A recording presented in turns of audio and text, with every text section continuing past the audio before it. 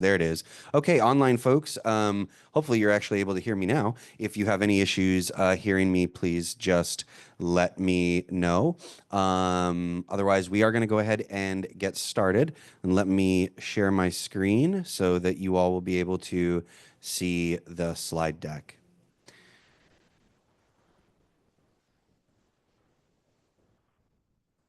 Great.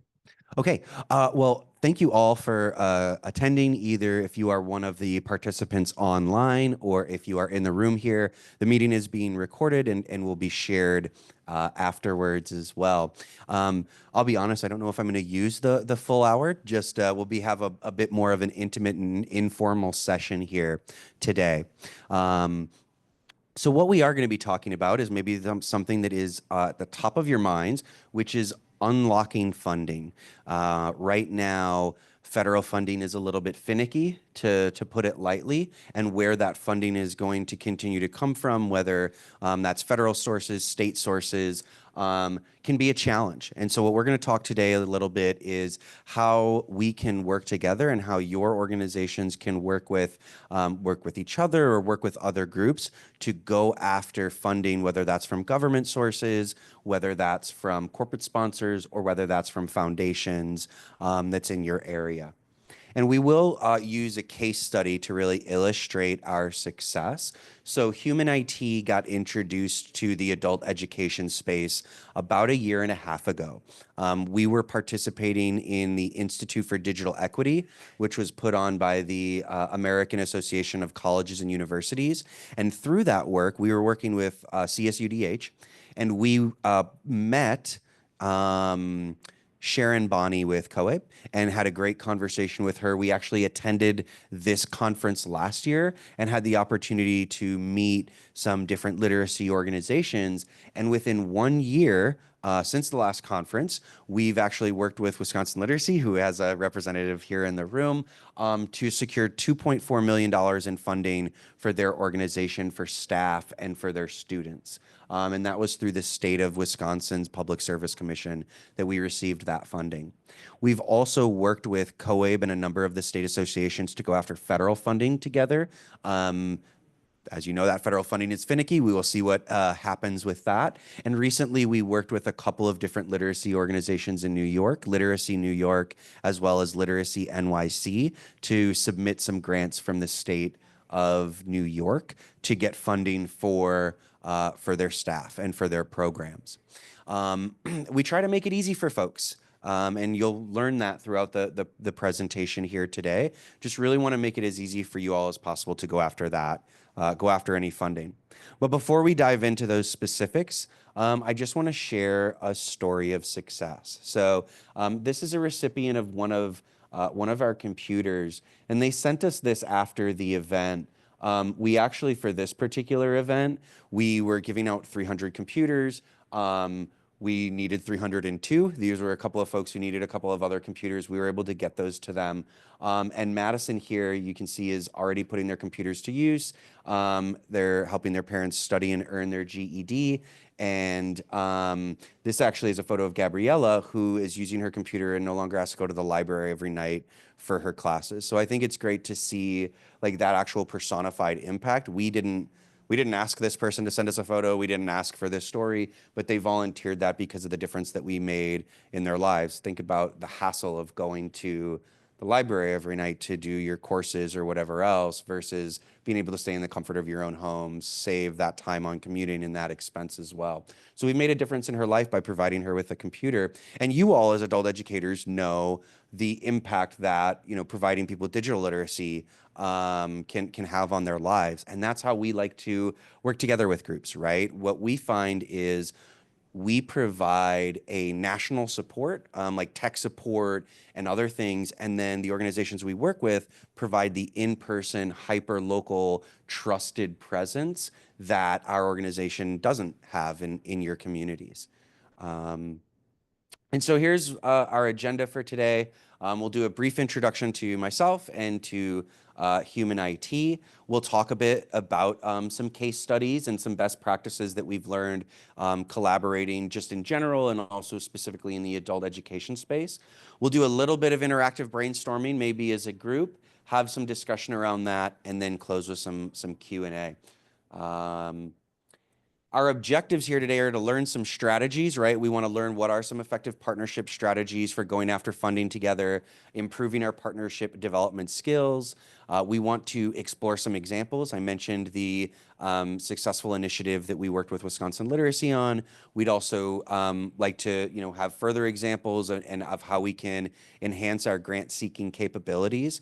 As I mentioned, we've been successful in going after government funding together. We'd like to start branching out and working with your groups to go after corporate sponsors and local community foundations, because it's not going to be as maybe finicky as going after that government funding. And then we want to replicate success. So we want to have those actionable tips so that you all can leave here with a plan to maybe form a collaborative and go after some funding together. Who's speaking to you? I'm Charles Pelicane. I'm Senior Vice President, Continuous Improvement at Human IT. I actually joined Human IT, which is a nonprofit, in June 2019. I started as a volunteer before that. I worked for Liberty Mutual for a number of years as a continuous improvement expert for that group. And I was working with Human IT on going after some certifications together, and serendipitously fell in love with the organization. I was going into the facility quite often. And now here I am, 6 years later. I've led a number of different departments at Human IT, so I have a great kind of knowledge of the different things that we do and how we can do it. And now I get to work on just like our largest collaborations and some of our new initiatives. Who is Human IT? Well, I'm talking about this company that I work for, but who is that company? You can see our mission and vision there. I'm not going to read those to you. I'll just tell you who Human IT is. We are the nation's leading digital divide organization as far as helping people get across that digital divide. So we provide low cost or no cost devices to people. We help people get signed up to the internet, often helping them get signed up to low cost options in their area. We help people with technical support, and we also provide some digital literacy training as well. Our digital literacy program is an online platform, and so it helps really support the in-person, more structured classroom learning that your organizations often are doing. And so we become like that support or that backbone organization to the work that you all do. Human IT has worked with over 1,400 partners to do the work that we do. So as I mentioned, we like to find those local community groups, those hyper-local nonprofits like yourselves, to be able to work with them to create programs and to go after funding together or to deliver our services. We find that that's the most and the best way to ensure that the devices are going to the right place and that the services are going to the right people. Your groups know who needs those things and who maybe does not. Ours does not, and so we work with you to figure that out. Human IT was founded in 2012 based around two problems. Right? So e-waste is the fastest growing, most toxic waste stream in the world. I'm sure you all have a computer for work. That computer probably gets replaced every few years. Where does that computer go? Hopefully, it finds its way into Human IT's hands so that we can refurbish it, repurpose it, and get it back out into communities, because we know that 75 million Americans lack access to either a personal computer, an internet connection, or both of those things. And so we want to take those devices that are either just getting recycled or getting landfilled or what have you, and we want to get them back out into the hands of people who need them. And so we do have one solution for those two problems, where we take in used technology donations from organizations like USC, UCLA, Disney, Netflix, Rocket Family of companies, Cedars-Sinai, other large healthcare organizations. We take in their technology, whether that's a laptop, a computer, a projector screen, and then we will refurbish it and repurpose it and get it back out. Laptops are probably going directly to our program recipients, right? The people who need them. If someone donates a projector, we will sell that and then turn that funding into other digital inclusion resources, so other devices for folks or what have you. Since 2012, we've helped over 500,000 people with one of our services. So whether that's distributing them a computer, whether that's getting them signed up to the internet, as a digital literacy learner, every device that we provide comes with tech support from our group, so that your group doesn't have to take on tech support, or whichever group that we're working with. And we've helped thousands of people with that tech support as well. And we've helped divert millions of pounds of e-waste from landfills since our starting. But those are just, outputs, fancy numbers, right? Really, it's about the outcomes. And we do assessments. When we first distribute a device to someone, we like to ask them, what are you doing? What are your goals with that device? What are you trying to achieve? Are you trying to go back to school? Are you trying to apply for jobs? Are you taking adult education courses? What is your goal with that device? And then after they've had that device for 6 to 9 months or so, we'll actually follow up with them and determine if they were able to be successful or not going after that goal that they were looking to achieve.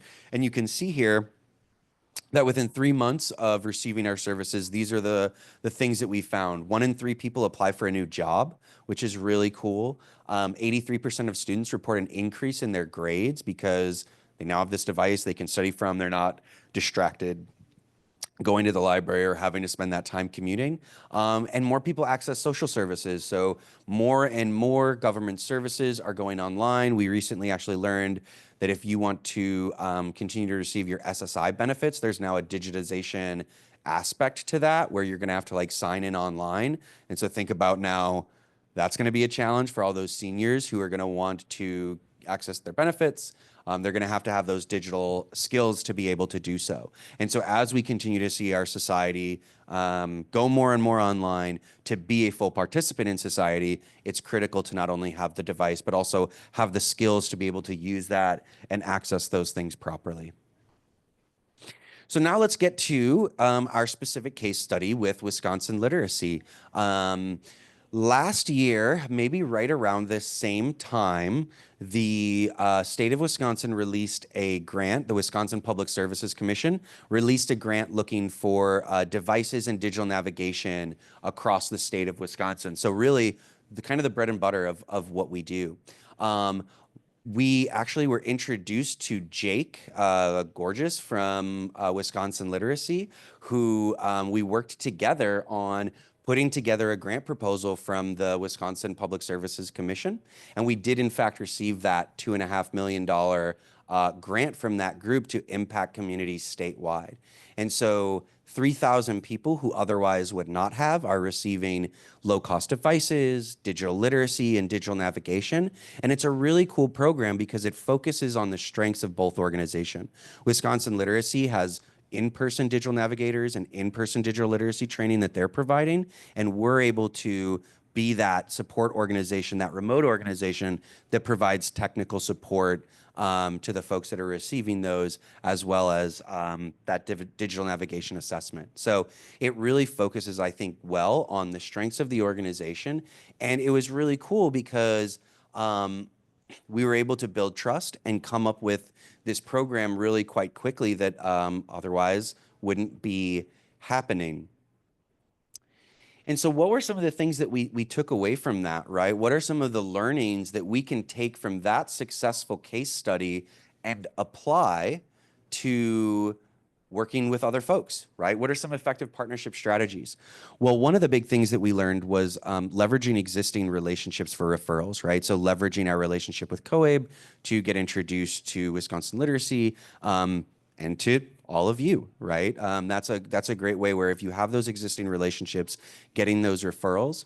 When you all think about maybe going after community funding, if you have existing relationships within community foundations, corporate sponsors, that might be a great opportunity to leverage those relationships for referrals to the right person in those organizations to go after that funding. We set up some regular and consistent communication right away where we were meeting with any of our grant partners, but especially with Wisconsin Literacy, we met consistently every few weeks to come up with our plan to continue to modify the response so that by the time we submitted that application, it was something that everyone felt really confident in and felt like was a great representation of both organizations. And we did that just through that consistent communication, both meeting virtually, but then also interacting directly in documents, right? So like we'll use, shared documents so that groups can put their comments right in there. We're able to respond in real time, and it helps move things forward really quickly. Also, aligning on goals clearly from the start. We knew when we first start a collaboration with a group, it's very important for us to align on that scope together and to set realistic expectations on how much funding we're going to go after and where that funding will go, right? You can imagine if you're waiting till the very end of the proposal to work on a budget, that's going to be difficult to get that submitted on time. And so making sure that you have those budgetary conversations early and aligning on that is really important. And oftentimes that even involves working with you all to know what that appetite is, right? Where we can have a suggestion of like, hey, I think we should do this much, but oftentimes your organizations will know best what is going to be feasible and what's going to make the most sense for your groups. And so having those goals aligned from the very start is really important. I mentioned trust building. That, of course, can happen through those conversations, through those phone calls. Getting that referral, very important for trust building, because if they're Tom's friend, then they should be my friend too. And so that's really important as well. But actually, nothing beats in person, meeting in person, right? I think after we submitted the grant, and I think while we were maybe waiting on the award, I actually was able to go out and meet with Jake from Wisconsin Literacy in person and just further that relationship, right? And further that trust. Because once we did win, now there's contracts to sign and actually work to do, and that trust is important. And I mentioned this earlier, but identifying the complementary strengths, right? When you're forming a collaboration to go after funding, it's important to know who is going to play what role, right? Our organization, one of our strengths is grant writing. And so that's something that we often offer and bring to the table.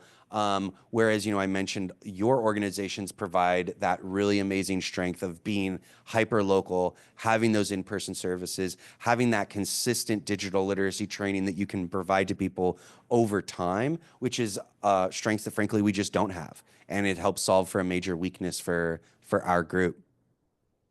And then one big thing that we have learned over time is continuing to make it easy, right? Like if it's really going to be difficult for your organizations to work with us, you're just not going to do it.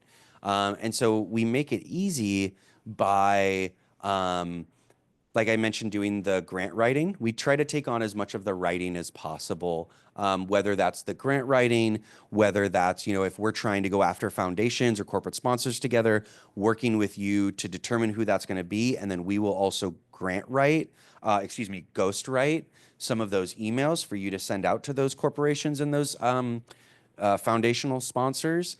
Because we want that lift to be as low as possible for you.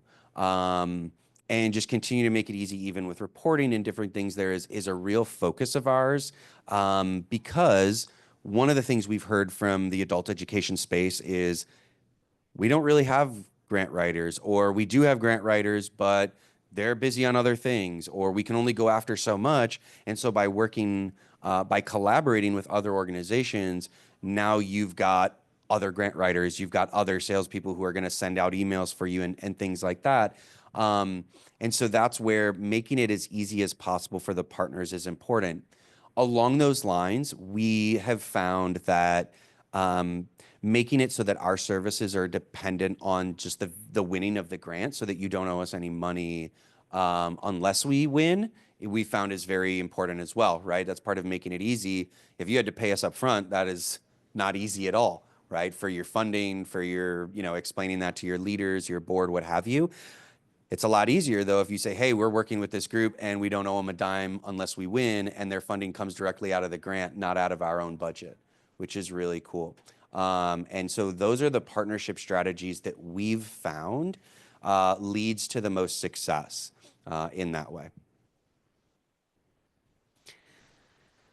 But it is not always sunshine and rainbows. There can be challenges, right? We are a national organization. I am based in Southern California, but I do a lot of traveling. And we work nationwide, right? So we have to overcome communication challenges by using virtual meetings and making sure that, I always have my camera on. I'm a pretty laid back guy. And so I can build relationships through those virtual meetings pretty well. But that's a challenge, right? It's not the same as meeting with someone, having a beer, and a true conversation that way. But establishing that mutual trust is a challenge, right? Especially when you are remote, when you are trying to build trust virtually, that can be a challenge. But when that is established, whether it's through those referrals or through other ways, that can be hugely important. And then the other big challenge is finding the right project for the right funder at the right time, right? I'm sure you all have a lot of great ideas, things to go after, different projects that you would like to do and to achieve. How does that particular circle overlap with the circle of what funders are willing to fund? And that's the work that has to often be done in the first few meetings, is figuring out, okay, what what kind of funders are out there, whether that's state funding and they're looking for, a specific RFP or a grant, or that's community foundations that are around, and what are those community foundations priorities, and how can we create a project that aligns with those priorities while still making sure that your funding needs are being met, right? And that you're getting funding for staff and for your students.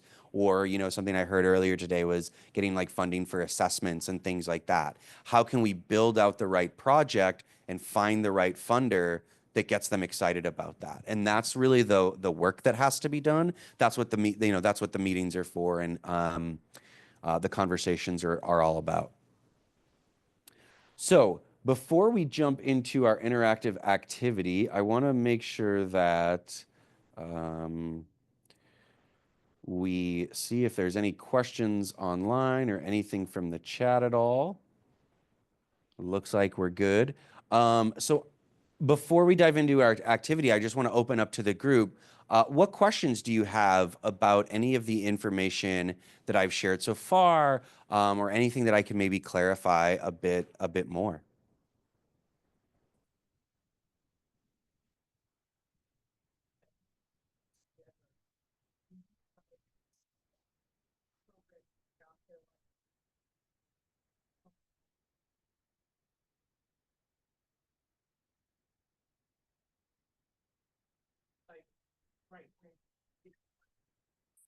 Yeah, great question. So you're in South Carolina, you could either work with other group in Georgia, other groups in South Carolina, or you could also work with us, right, to go after those things together. It's really just about building the right collaborative that's going to be the most successful in going after the grant together. Yeah. Yes. Yeah. Yeah, and whether that's with other hyper local groups or other groups, it really becomes that question of, you know, um, what is the project that the funder is looking for, and who else do we need to bring to the table to be successful? Yeah, great question. Yeah.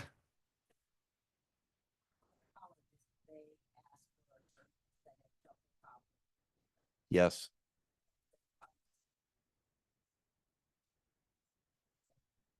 Yeah, great question. So I think what you're talking about is often when you do that, when you're talking about like what is that are you talking about like indirect costs, or is it an admin overhead? Like how does that appear on the budgets?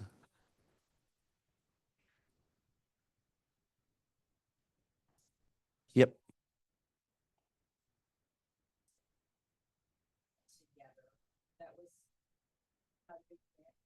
Yeah.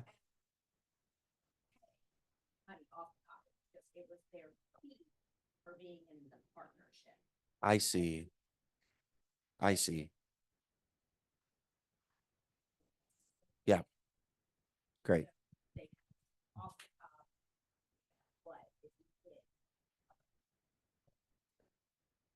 We work somewhat similarly, but we don't have like a set percentage or a set amount.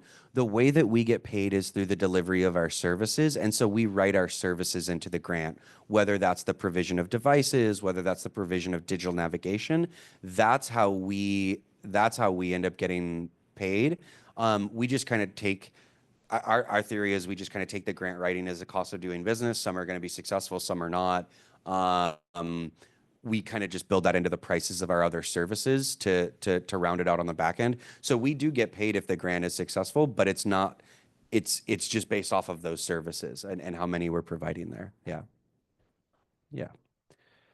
Yeah, and often, especially some of this, like we've been running into some challenges with like the state and federal grants just because you can only have so much indirect and you have to have so much percent of match. And so we found it's a lot easier for us to just focus on the services and getting paid for those versus those other areas.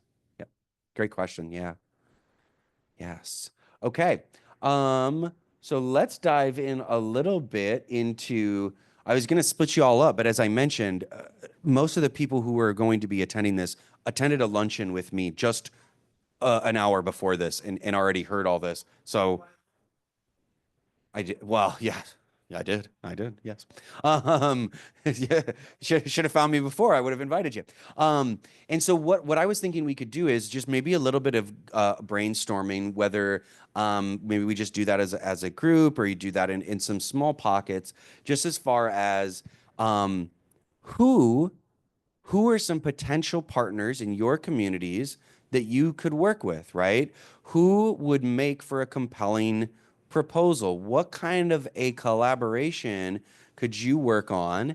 And maybe who are some of the best funders to make that proposal to? Are there folks, are there community foundations that you know that you're like, oh, that would be an interesting group. We've never worked with them before, but I hear their name all the time in my community. Um, so when you think about working on collaborations and potential partnerships, you brought up working with a group. You're in South Carolina, but you brought up working with a group in Georgia. Is that like a specific example that maybe you already know there's a group in Georgia, or what made you think about that?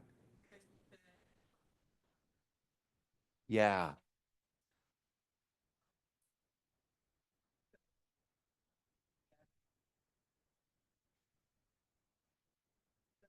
Okay.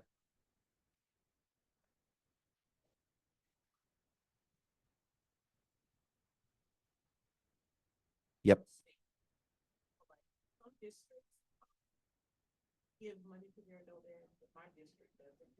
Yeah.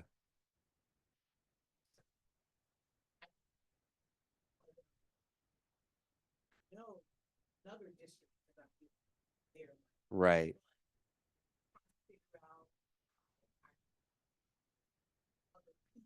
Yep. Where in South Carolina are you? What city? Florence. Okay.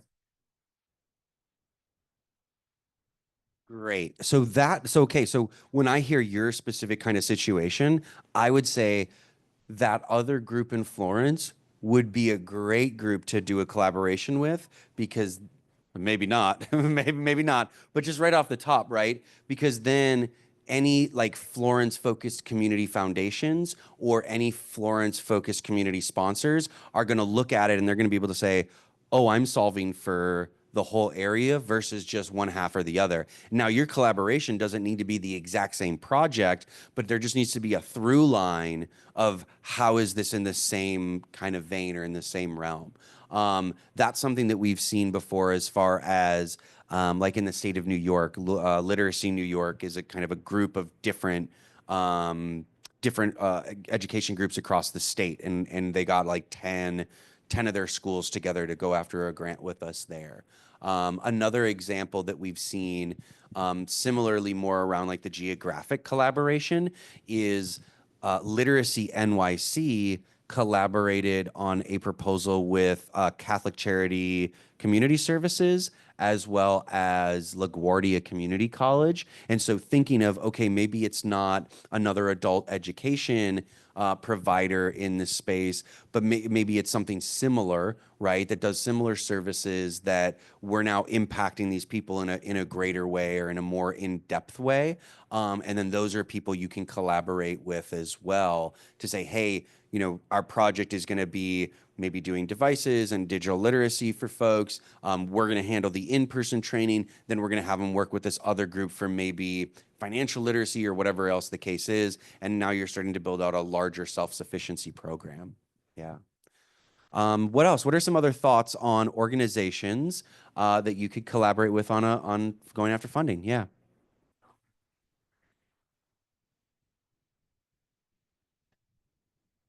Yeah.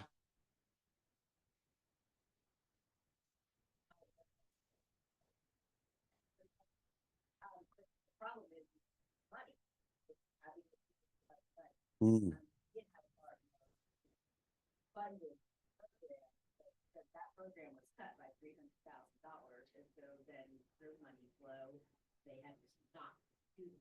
yeah.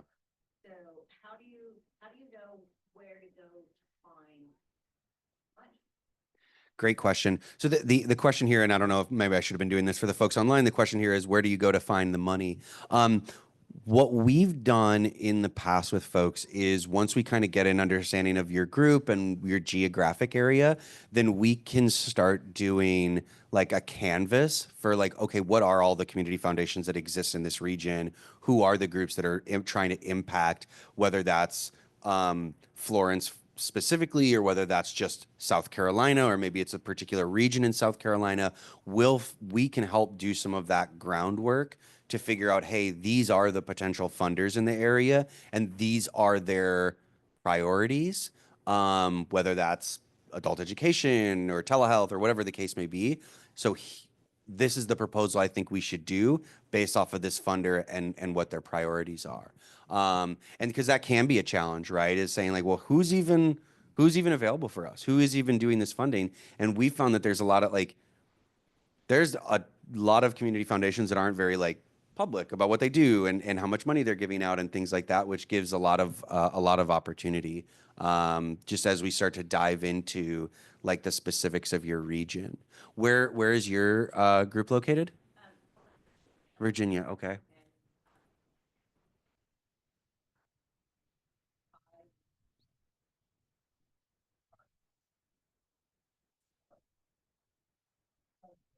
Yeah.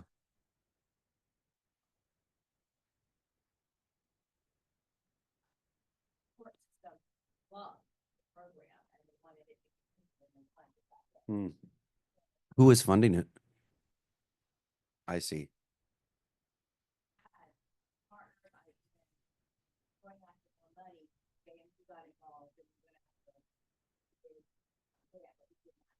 Yeah.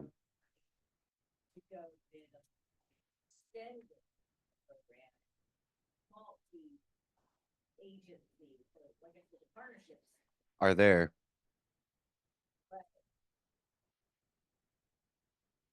Yeah. Yeah. Well, and that's where we'd love to continue to have conversations, right? And just to see if there's any opportunity there to help find those funders, right? Definitely. Yeah. So those are kind of the big challenges, right? Is who are the right people for us to work with to put together this proposal? Who's the right person to send this proposal to? Especially, when it's like state or federal funding, that's kind of easy. You know exactly who it's going to go to, you know how much is available. The corporate sponsors and foundations that are out there are a bit more nebulous, right? As far as their priorities change year over year, how much money they're going to give to different things, and building relationship with those people and kind of getting in their ear to help influence what those budgets look like is something that can help lead to success also, for sure. So those are some great groups to think about as far as, um, who we could work with for a compelling proposal. What are the best funders to make that proposal to?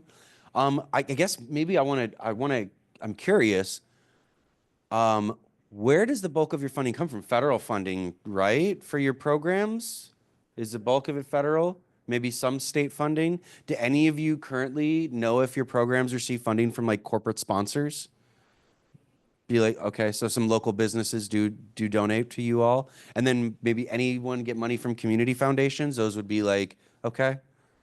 Well, what tips and tricks do you have for everybody else in the room? You've got okay, yeah. Have they just been long-term funders, or how did that work out?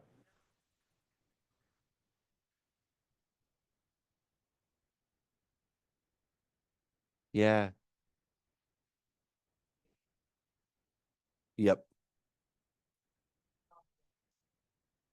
Yes.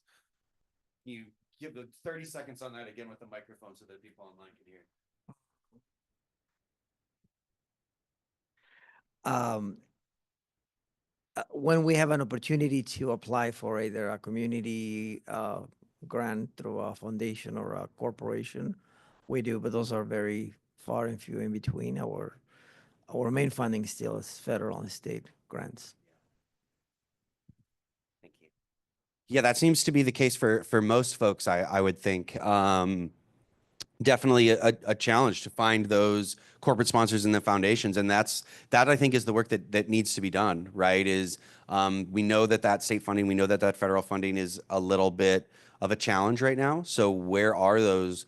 How do we diversify, right? How do we start finding corporate sponsors and foundations to go after? Yeah, great point there.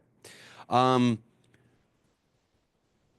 when you start to think about how to build those proposals, right? So we've maybe got some ideas here flowing around, hey, there's maybe some collaboratives we can form, maybe some funders we can go after. Um, what what do you think your challenges in your own organizations could be? You may have this great idea for a collaboration. Who do you need to share that with in your organization to get them influenced to move forward?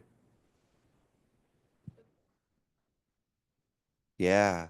Yeah. So influencing those groups, what kind of information do you think they are going to be looking for to get bought in?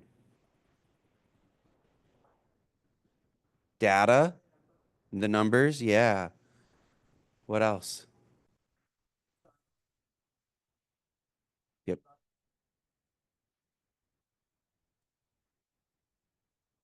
Yeah.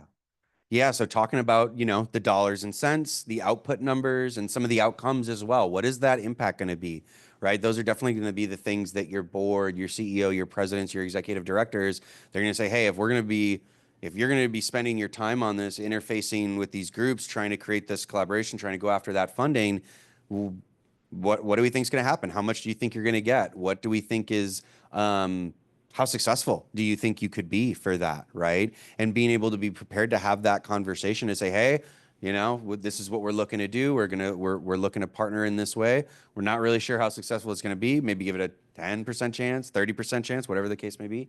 And then influencing them that it's worth the time to go after those.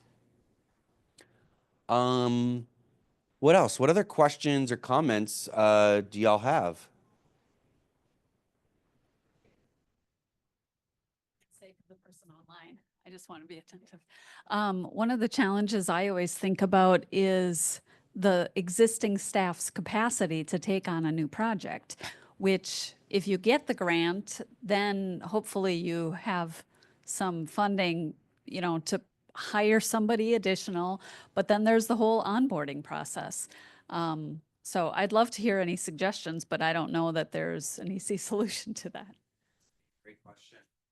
Right. So, and that's where the program design I think is so key, right? Because if you build into that scope, are we building in the time for hiring and for onboarding and even the time and the money to train that person up? And did we have the forethought to actually put that in the grant? So important because to your point, it takes time and time is money for our organizations, right? And so that can be quite challenging if, hey, we've got this new project, now we've got to bring people in, we've got to onboard them, we've got to get this thing kicked off.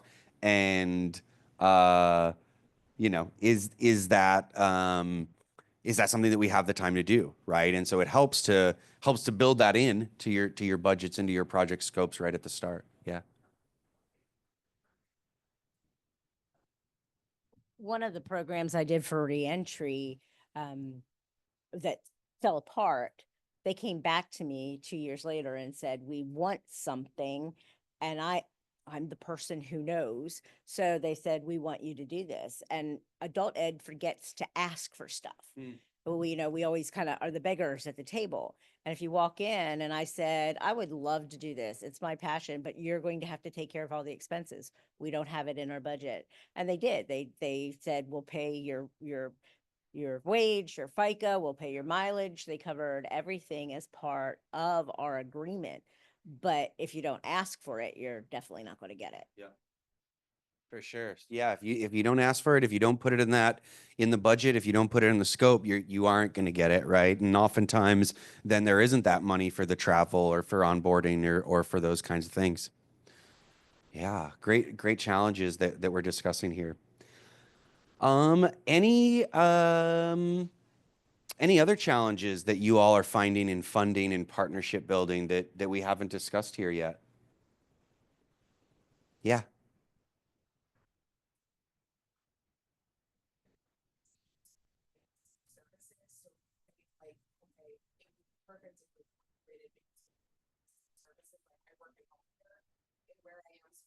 there are 3 different hospitals on the same hill. So you would think we all want to provide the best inpatient care, promote community health, we want to work together, but they're actually very competitive. Finding ways to work together and go in on things has not been as great as I thought. Yeah. All of our mission statements are very similar to each other. How do you guys navigate like competitive nature like that? Yeah, that's a tough one. Ultimately, the only way to do it is like it's the budget, right? Because if they see that there's dollars in it for them for the things that they want, they are going to be more likely to come to the table and like act as co-opetition, right? Versus just being pure competition. Because now like it's like, hey, well, if we don't work with them, we get nothing. But if we work with them, there's a chance to get to get X is a way to do it. And then also the thing that comes to mind is just like uh, finding people, right? Because people want to work with people. Cultures, like organizational cultures, can butt heads, but sometimes there's a person at the organization that you may connect with and have a relationship with, and then that's what I've seen be successful. Because I mean, we have competition too that like does the work that we do. Sometimes we may go in on them with grants together as like a co-opetition kind of play. So definitely understand that challenge of like it seems like we should all play nice together. However, we all kind of want to beat each other. Well, if we all can be successful under this, maybe it's I'm still winning, even though you're winning too. I'll let this one slide. Yeah. But yeah, it's always a challenge for sure. Great conversation. Um, Definitely want to give the chance if anyone online has any questions or questions about the discussion or is running into any particular challenges in going after funding or collaborating with partners to go after funding. Want to give that opportunity to the online folks.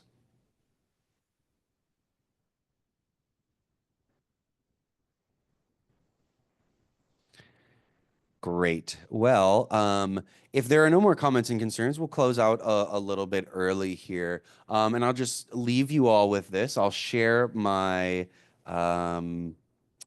I will share my contact information here up on the screen. Of course, if you're interested, I'd love to be able to scan your badges to be able to set up further conversations. If we do scan your badge, you are entered into our raffle for some free computers to the nonprofit of your choice. And as I said, we'd love to make it easy for you all to come up with a proposal, come up with a collaboration, and then work together to go after that funding, whether that's government funding, corporate sponsors, or foundations. That's something that we'd love to chat with you more about. So. Thank you all for coming to the discussion. Hope you enjoy the few minutes back that you get here today. And if you're going to Gillies later, you'll see me doing some line dancing. Thanks, everyone.